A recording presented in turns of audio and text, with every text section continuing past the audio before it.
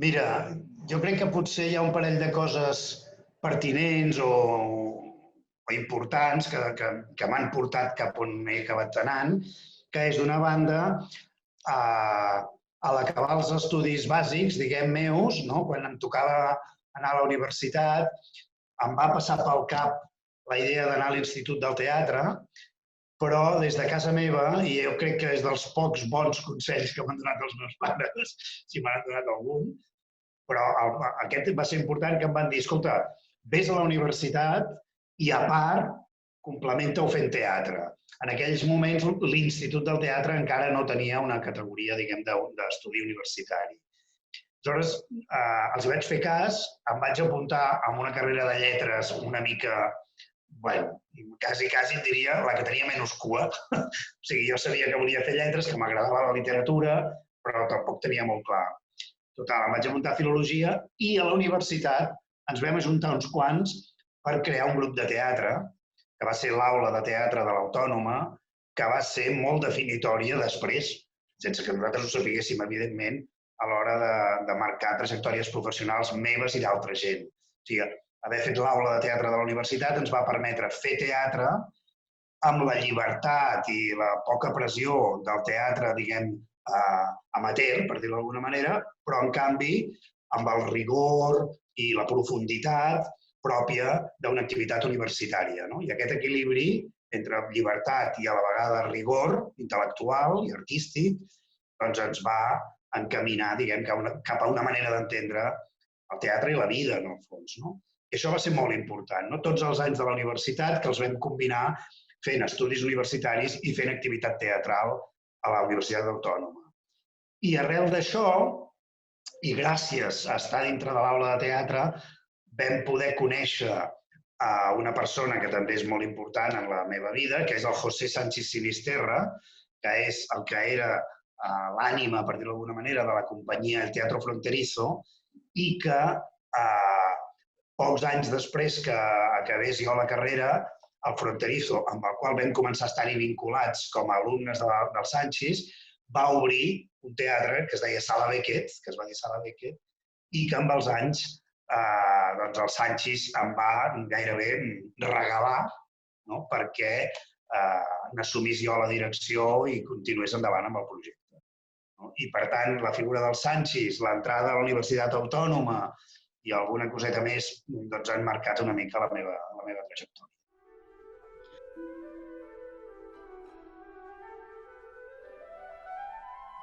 L'arribada del confinament a mi em va deixar molt desconcertat. O sigui, la primera reacció, els primers moments, estava tuixer completament, no vaig saber massa reaccionar, o sigui, em va despistar, per dir-ho d'alguna manera. El fet de no poder continuar fent el que per mi és l'essència de la meva activitat professional, que és convocar gent, fer sortir la gent de casa, per dir-ho d'alguna manera, per trobar-nos en un mateix lloc i durant una mateixa estona per compartir històries, emocions, sigui el que sigui, no poder fer això, no poder trobar-nos en vivo i en directo, a mi em va deixar absolutament desconcertat. I confesso que durant gairebé un mes la falta de reacció meva i també en part de la Beckett va ser molt forta i molt bèstia. No et diré que estigués ratllant la depressió, perquè no, però sí mancat d'agarraderos, de solucions pràctiques. Em va desconcertar, francament, i em va costar reaccionar. Sí, sí. Després, a poc vas trobant maneres i fórmules, però d'entrada va ser molt desconcertant. Les maneres i les fórmules, ara t'ho explico, també una mica, però la primera reacció és aquesta.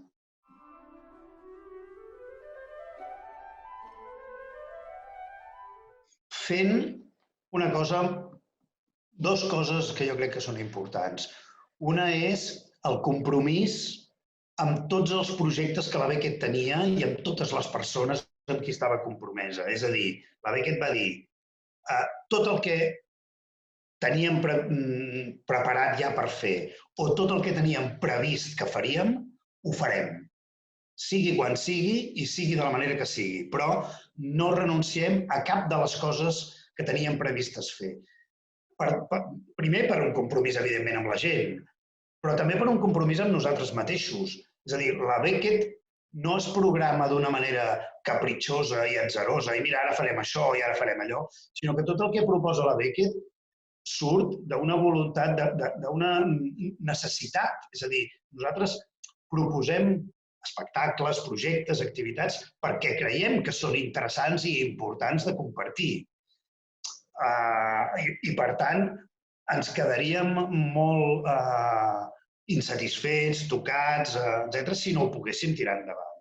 I, per tant, d'una banda, evidentment, el compromís amb les persones, amb la gent, que depenien fortament d'aquests projectes, però també el compromís amb nosaltres mateixos i amb els nostres propis projectes. I, per tant, tot allò que va quedar aturat, hem anat trobant la manera de tornar-ho a fer. I tot el que teníem previst de fer i que per culpa del confinament no sabíem quan ho faríem, també vam adquirir el compromís d'acabar-ho fent un dia o altre. I en això estamos, és a dir, que en el fons algunes coses s'han ajornat, d'altres han quedat aturades i encara s'han de fer, però en totes tenim el compromís de fer-ho. L'exemple és l'espectacle que teníem en cartell en el moment del confinament, que era La mort de Pompeu Creuet, un espectacle del Marc Creuet, doncs vam interrompre les funcions i les vam reprendre quan vam poder. De fet, la Beckett va ser el primer teatre en reobrir portes a Barcelona. De seguida que vam poder, hi vam tornar. I això té a veure amb l'altra gran reacció que va tenir la Beckett. Una era mantenir el compromís i l'altra era apostar fortament per la presencialitat. És a dir, sí que de cop van sortir milions, o no milions no, però moltes alternatives, sobretot a través de les tecnologies i de la virtualitat, alternatives al teatre presencial. Benvingudes siguin totes aquestes alternatives, només faltaria, però nosaltres som gent de teatre i allò que sabem fer i que ens agrada fer té a veure amb la presencialitat, amb la trobada, amb el contacte, amb fer sortir la gent de casa.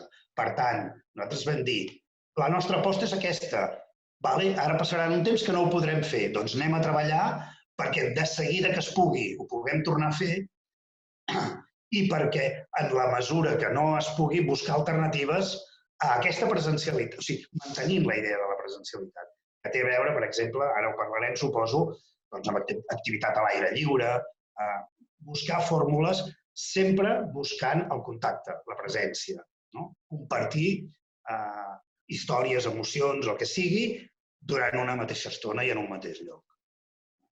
Per això, per exemple, doncs clar, evidentment, durant uns mesos no vam poder fer res, doncs no vam fer res, i a partir de seguida que vam trobar la manera de poder fer coses va ser o bé amb petits aforaments, reduint moltíssim, però com a mínim mantenir la idea de convocatòria, i l'altra, que per primera vegada una activitat tan important de la Beckett com és l'obrador d'estiu, que és una mena d'escola d'estiu, doncs vam poder fer algunes de les activitats a l'aire lliure en el parc que hi ha davant de la Beckett a Poble Nou.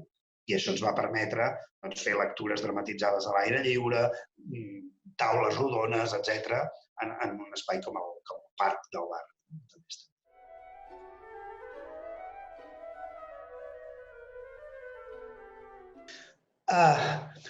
Jo crec que d'entrada el més important és que perdem la idea social. És a dir, nosaltres som uns éssers que ens construïm des del contacte, des del compartir, des d'una certa horitzontalitat, si tu vols, a l'hora de fer vida, no? És a dir, i aquesta horitzontalitat, aquest respecte mutu, aquest donar i rebre d'una manera espontània, si tu vols, no excessivament reglada, es produeix, jo crec, no només en compartir idees, sinó en compartir mirades, energies, estones, de les quals de vegades hi ha coses que són imprevistes. Jo sempre dic que la cosa democràtica del teatre és que l'espectador tria a cada segon allà on dirigeix la seva mirada. No hi ha un intermediari entre el que està passant en un escenari o en una sala i allò que està mirant l'espectador. Si a tu et dona la gana que mentre hi ha una funció entretenir-te pensant com han penjat aquell foco els elèctrics, o mira aquella cortina que està arrugada, o mira aquell tio de la segona fila que està badallant, o l'altre que està boníssim, jo què sé, tu pots triar allà on mires. I no hi ha ningú que et marqui el primer plano i el plano general. És a dir, no hi ha planos. Evidentment, els directors i els il·luminadors i els escenògrafs intenten, entre cometes, manipular-te una mica la mirada i fer-te mirar cap a un lloc i no cap a un altre, però tu ets lliure de mirar cap on vulguis. Això a través d'una pantalla no passa. La pantalla t'està mediatitzant completament la mirada. Però no és només una qüestió de tècnica, diguem, de plans visuals. El fet de sortir de casa, el fet de tancar la pantalla i sortir de casa, té a veure amb el que deia al començament, no? És un retrobar-te en una vida social on hi ha més persones, on hi ha altra... O sigui, no és el teu cau, no és el teu refugi, sinó que és un espai on hi ha sorpreses, on hi ha coses imprevistes. Per això també diem que anar al teatre, o és igual, o anar a presenciar cultura en viu, és un acte de coratge. Té a veure no en deixar de tenir por, sinó en evidenciar-la, aquesta por. I això per mi és molt important. Quan, per exemple, sento eslògans com la cultura és segura, a mi m'irrita aquest eslògan. No m'agrada gens. Perquè jo crec que la cultura és precisament la nostra manera de compartir la por.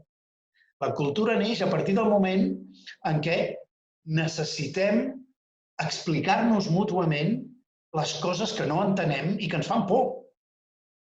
I aleshores, anar a teatre o anar a concerts o anar a exposicions és precisament compartir aquesta... És una paraula que s'ha posat molt de moda, ja ho sé, però compartir la vulnerabilitat. Ser conscients de que som éssers vulnerables, fràgils, contradictoris, no fets d'una peça, i compartir-ho. I quan ho compartim, de tu a tu, és quan es fan evidents les contradiccions. A caseta, tu sol, en tu refugio, tu pots ser la persona més pura i més impecable i tal que existeixi. Però a partir del moment en què la teva mirada es topa amb altres, de cop el mirall fa que tu et vegis contradiccions, fragilitats, etc. Això per mi és el que és social. Això vol dir social i això vol dir democràtic. I això només surt a partir del moment en què surts de casa.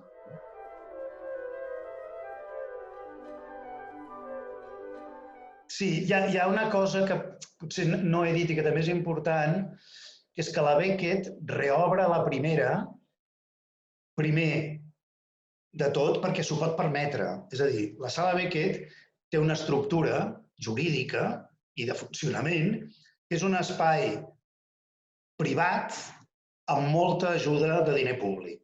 És dels espais privats que més ajuda de diner públic té, però continua sent un espai privat. Però, per tant, això fa que la dependència de la taquilla a la Beckett és relativa. Depenem, evidentment, de la taquilla, però no d'una manera tan flagrant com un teatre amb una vocació més comercial, per dir-ho. I, per tant, nosaltres, amb un 50 o fins i tot amb un 30% de la taquilla, si les administracions públiques que ajuden al projecte ho tenen clar i ho entenen i ens modifiquen les condicions sobre les quals ens ajuden, doncs això fa que puguem obrir. I, per tant, teníem una responsabilitat, no només l'alegria d'obrir, sinó una responsabilitat. Havíem d'obrir de seguida que fos possible, perquè de seguida que fos possible poguéssim donar joc als professionals, etc. I, per tant, el dia que ho vam poder fer, evidentment, una mena d'orgull o d'alegria de poder fer evident aquesta responsabilitat, no? I a la vegada, evidentment, l'alegria de cop tornar a tenir vida entre les nostres parets.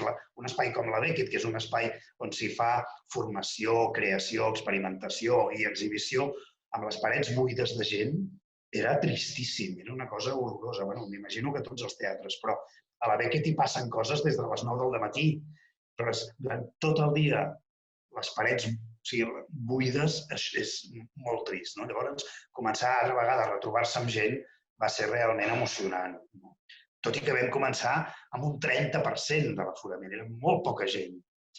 I després hi ha una altra cosa que me'n vaig adonar, curiosament no a la Beckett, sinó ja al cap d'uns dies, quan va començar el Teatre Grec, el Festival Grec, vaig anar al Teatre Lliure a un concert de la Sílvia Pérez Cruz amb el Marco Mesquida. I aquell dia, assegut a la meva butaca, abans que comencés el concert, veient el públic, que estàvem separats per 2 o 3 butaques cadascun, amb les mascaretes. De cop vaig dir, el sobreesforç que haurà de fer la Sílvia Pérez Cruz per escalfar aquesta platea, per comunicar, és brutal. O sigui, de cop em vaig adonar de què passa des de l'escenari. Al veure aquestes platees fredes, amb la gent separada, sense poder veure o sentir quina és la reacció de la gent. Des del punt de vista dels intèrprets, suposa un sobreesforç importantíssim, aquestes condicions.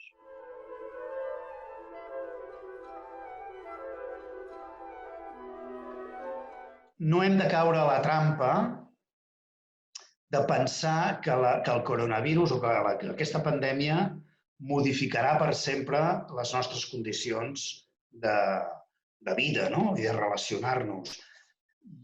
Jo, primer de tot, dic, escolteu, la història està plena de pandèmies i d'epidèmies que la humanitat ha anat superant. I, per tant, molt de compte a establir ja com a definitives mesures que formen part d'una condició circumstancial, històrica. Perquè no cauré en teories conspiratòries. És evident que aquesta pandèmia no se l'ha inventat ningú amb uns interessos polítics, socials, però que en voldran treure profit, sí. De fet, ja està passant. I aquí sí que hem d'anar en compte. Qui treu profit, qui es beneficia d'unes determinades formes de vida que ha comportat aquesta epidèmia. I en aquest sentit, compte a donar per fet o donar per bo allò que abans no ho era. I no només això. Jo crec que la pandèmia ha posat en evidència, ha sigut com un mirall de tot lo dolent que té la nostra societat. I, per tant, si les mesures contra la pandèmia van a favor d'aquesta manera d'entendre la societat, alguna cosa estem fent malament. Quan es parla de les mesures més immediates per lluitar contra la pandèmia, es parla de confinaments, tocs de queda, no sé què, però no es parla de millorar les condicions dels hospitals, millorar les condicions de les residències, donar més recursos a la salut pública, que és del que es tracta. Millorar les condicions precàries de la precarietat professional dels autònoms, evidentment dels artistes, etc. Això és el que el coronavirus ens està dient que hem de cuidar i que hem d'atacar. I en aquest sentit jo crec que no s'està fent. Per tant, el futur immediat, d'una banda, jo crec que hem de recuperar les coses bones que teníem i de l'altra, posar el focus d'atenció a tot lo dolent que el coronavirus ha posat en evidència.